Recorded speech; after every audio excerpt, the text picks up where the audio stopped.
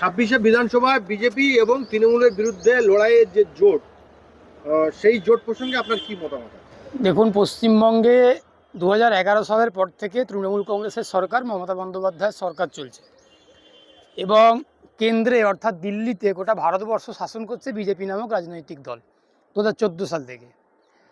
তো এই 2011 সাল থেকে পশ্চিমবঙ্গে যে তৃণমূল কংগ্রেস সরকার শাসন করছে, মমতা বন্দ্যোপাধ্যায়ের নেতৃত্বে সরকার চলছে, সেই সরকারের বিরুদ্ধে একটা পশ্চিমবঙ্গের এক শ্রেণীর মানুষ এবং সেটা বেশিরভাগ মানুষের একটা প্রতিষ্ঠান বিরোধিতা তৈরি হয়েছে মনের মধ্যে। একটা অ্যান্টি ইনকামবেন্সি কাজ করছে। একটা সরকার দীর্ঘদিন ধরে একটা রাজ্যে ক্ষমতাতে আছে, তাদের ভালো কাজও থাকতে পারে, কিন্তু ভালো কাজের তুলনায় খারাপ কাজের পরিমাণটাই তৃণমূল কংগ্রেসের বেশি। আমি কখনোই বলবো না যে একটা দল সরকারের সবটাই খারাপ, বলাটা উচিত নয় এবং এটা স্বাভাবিকও না, এটা বলবোও না।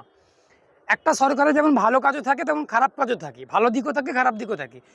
কিন্তু তৃণমূল কংগ্রেস একটা এমন দল, একটা এমন রাজনৈতিক দল যে যার খারাপ দিকটাই বেশি এবং খারাপ কাজটাই বেশি।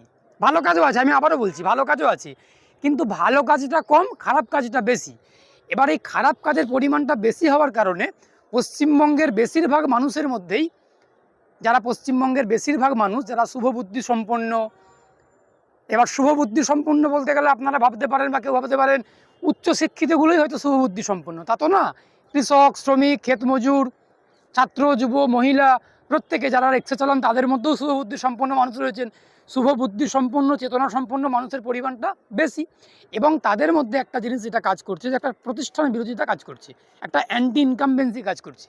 তৃণমূল কংগ্রেসের কাজ কর্ম, তৃণমূল কংগ্রেসের প্রতিটা পদক্ষেপ, এর মধ্যে কোথাও একটা অমানবিকতা, বাংলা বিরোধী, মনুষ্যত্ব বিরোধী, ছাত্রদের বিরোধী, শিক্ষার বিরোধী এবং একাধিক কাজ আমরা দেখতে পেয়েছি বা পাচ্ছি। ধর্ষণ হচ্ছে, খুন হচ্ছে, দুর্নীতি হচ্ছে, কেলেঙ্কারি, রাহাজানি, সন্ত্রাস, গণতন্ত্রকে লুট করা হচ্ছে, পঞ্চায়েত ভোট হচ্ছে না, পৌরসভা ভোট হচ্ছে না, সমবায় ভোটগুলোকে লুট করা হচ্ছে।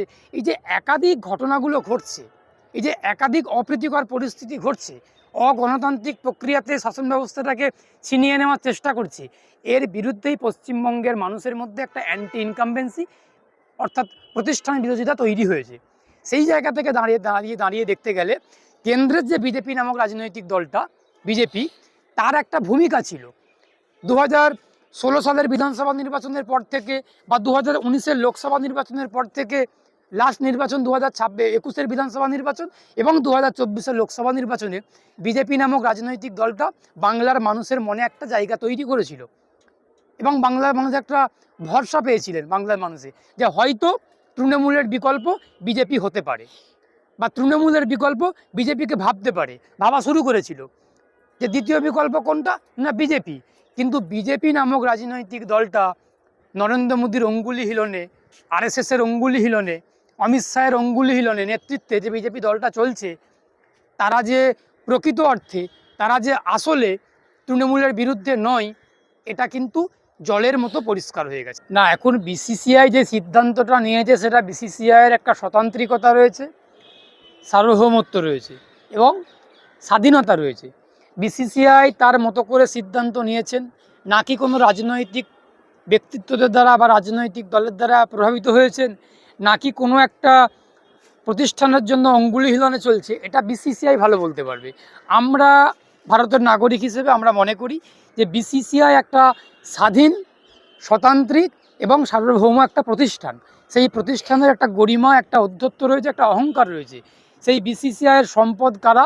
সেই বিসিসিআইয়ের সম্পদও ভারতীয় টিম, তারা হচ্ছে ক্রিকেট টিম, তারা তাদের বিসিসিআইয়ের সম্পদ এবং গোটা ভারতবাসীর একটা আবেগ সেই ভারতীয় ক্রিকেট টিমের সঙ্গে জড়িত আছে। বিসিসিআই অদূর ভবিষ্যতে বা আগামী দিনে এমন কোনো পদক্ষেপ নেবে না যেই পদক্ষেপ আমাদের ভারতীয় টিমের জন্য বা ভারতবর্ষের জন্য বা ভারতের ক্রীড়াপ্রেমীদের জন্য অস্বস্তিকর কিছু হবে বা অসুখকর কিছু হবে, এমন কোনো সিদ্ধান্ত নেবে না। এবার বিসিসিআইয়ের আমরা যদি দেখতে যাই যে বিসিসিআইয়ের কোথাও একটা নিরপেক্ষতা নষ্ট হচ্ছে, বিসিসিআইয়ের কোথাও একটা স্বচ্ছতা ধাক্কা খাচ্ছে। এটা আমি অ্যাডভোকেট শেখ বাবুলাল, আমি যদি বলি বা না বলি, তারপরেও পশ্চিমবঙ্গের বা ভারতবর্ষের মানুষ তারা প্রত্যক্ষ করছেন, তারা অবজার্ভ করছেন যে বিসিসিআইয়ের তার একটা স্বতান্ত্রিকতা, তার স্বচ্ছতা এবং তার গ্রহণযোগ্যতা এবং তার নিরপেক্ষতা কোথাও একটা গিয়ে ধাক্কা খাচ্ছে, এবং বিসিসিআই দায়িত্ব সহকারে রাজনৈতিক অঙ্গুলি হিলনে, রাজনৈতিক পক্ষপাতমূলক আচরণ করে এই জিনিসগুলো করছে। আমরা বাংলাদেশকে বাদ দেওয়া হয়েছে, এটা অবশ্যই তাদের ভেতরের সিদ্ধান্ত, তাদের প্রাতিষ্ঠানিক সিদ্ধান্ত বিসিসিআই, সেটা তারা মতো করে আলোচনা করেছেন। বিসিসিআই যারা কর্মকর্তারা রয়েছেন তারা আলোচনা করেছেন, তারা সিদ্ধান্ত নিয়েছেন। সেখানে আমার মতো একজন আইনজীবীর কোনো মতামতের মূল্য নেই। মতামত নাগরিক হিসেবে জানাতেই পারি, কিন্তু আমি তো সেখানে আর ইন্টারফেয়ার করতে পারি না, হস্তক্ষেপ করতে পারি না। কিন্তু মোস্তাফিজুরকে যে বাদ দেওয়া হয়েছিল সেটা নিয়ে বলতে পারি, তার কারণ মোস্তাফিজুর একটা আন্তর্জাতিক লেভেলের ক্রিকেটার। সেই কথাই বাংলাদেশ বলছে যে এবং মোস্তাফিজুরকে বাদ দেওয়া হয়েছে, মোস্তাফিজুরকে, সেই কথা আমি বলছি, মোস্তাফিজুরকে যে বাদ দেওয়া হয়েছে যে তার নিরাপত্তার অভাব আছে। ভারতবর্ষে আইপিএল খেলে নিরাপত্তার সমস্যা হতে পারে। তাহলে একা মোস্তাফিজুরকে যদি নিরাপত্তা না দিতে পারে, তাহলে গোটা বাংলাদেশ টিমকে কিভাবে নিরাপত্তা দেবে? এই অজুহাত দেখে বাংলাদেশ ইন্ডিয়ায় খেলতে আসতে চাইছে না। হ্যাঁ, এবার তাদের নিরাপত্তার অভাব রয়েছে, এটার বাস্তবতা রয়েছে, সত্যতা রয়েছে, গ্রহণযোগ্যতার যে কথাটা, গ্রহণযোগ্যতা রয়েছে।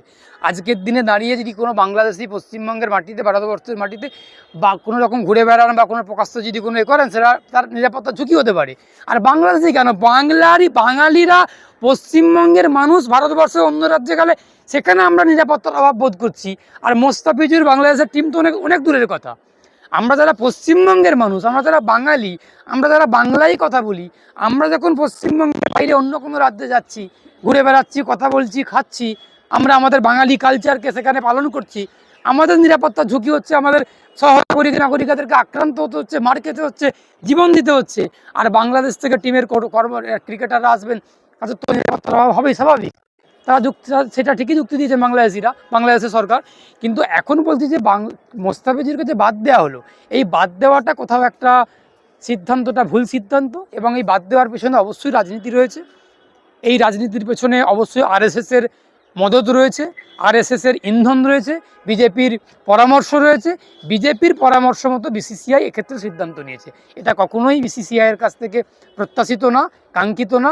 আগামী দিনে আশা করব বিসিসিআই তার নিরপেক্ষতা, স্বচ্ছতা বজায় রেখে কোনো রকম রাজনৈতিক পক্ষপাতমূলক আচরণ করবেন না, নিরপেক্ষভাবে কাজ করবেন। বিসিসিআই প্রচন্ড ক্ষমতাশালী, কিন্তু বারবার বয়কট করছে পাকিস্তান, কিন্তু বাংলাদেশ বয়কট করছে। এরপরে অন্য টিম যদি বয়কট করে, তাহলে আমাদের ভারতবর্ষের যে ক্রিকেট ঝুঁকিতে পড়ে যাবে। সেটা পড়লে ভারতবর্ষের ক্রিকেটার যারা আছেন বা যারা ক্রিকেট প্রেমীরা আছেন, তারা বিচার করবেন, দেখবেন। আমরা অনুমান করছি, আমরা ধারণা করছি যে ভারতবর্ষের ক্রিকেট টিমটাকে বা ক্রিকেট যে সংস্থা বা প্রতিষ্ঠান বিসিসিআই নামক যে প্রতিষ্ঠানটা রয়েছে, যেই প্রতিষ্ঠানের গর্ব রয়েছে, অহংকার রয়েছে, গরিমা রয়েছে, সেই গরিমাটাকে বিজেপি ধ্বংস করে দিচ্ছে। আমরা সেটা দাবি করছি, আমরা সেটা বলছি। আজকে আমরা যেহেতু বিজেপির বিরুদ্ধে মত প্রকাশ করি, আমাদের কথা শুনে এক শ্রেণীর মানুষরা মনে করতে পারেন যে আপনারা তো বিজেপি বিরোধী, ওই জন্য হয়তো এই কথাটাকে বিসিসিআইকে বিজেপির সঙ্গে মিলিয়ে দেওয়ার চেষ্টা করছেন। কিন্তু যারা প্রকৃতপক্ষে ক্রিকেট প্রেমী, যারা ক্রিকেটকে ভালোবাসেন, ভারতবর্ষে যারা ক্রিকেট প্রেমী, তারা খুব ভালো করেই বুঝতে পারছেন, এবং তারা আগামী দিনে বিচার করবেন যে কতটা ভালো করছে বিজেপি বিসিসিআইয়ের জন্য এবং কতটা খারাপ হচ্ছে বিজেপির কাজকর্ম। বিসিসিআইয়ের কাজকর্মের সঙ্গে বিজেপির কোনো রকম পার্থক্য কিছু নেই। বিজেপি বিসিসিআইকে পরিচালিত করছে। বিসিসিআইয়ের স্বতান্ত্রিকতা, নিরপেক্ষতা, স্বচ্ছতা, গ্রহণযোগ্যতা ভেঙে চুরমার করে দিয়েছে বিজেপি।